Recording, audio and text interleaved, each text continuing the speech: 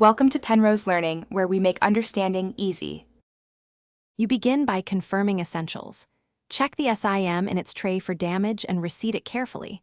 A loose SIM often causes the network not available error. Once done, toggle airplane mode for about 10 seconds to force radio reset, then turn it off.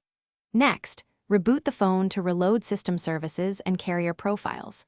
Doing these first steps clears transient software or hardware detection issues and tells you whether to proceed to deeper fixes. Once basic checks pass, move into settings.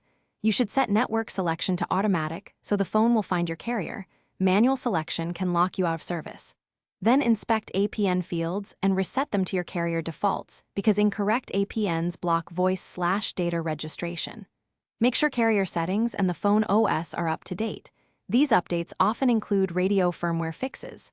After applying changes, reboot again so the radio, SIM, and network stack. To finish, isolate whether the issue is the SIM, account, or device.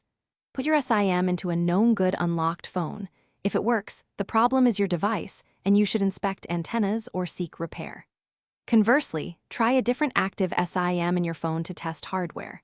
If both fail or the SIM is unrecognized, call your carrier with your IMEI and SIM ICSID ready so they can check provisioning or perform a remote network refresh. A final tip: request a replacement SIM before a costly repair. Thanks for watching. If this was helpful, leave a like and consider subscribing. See you next time.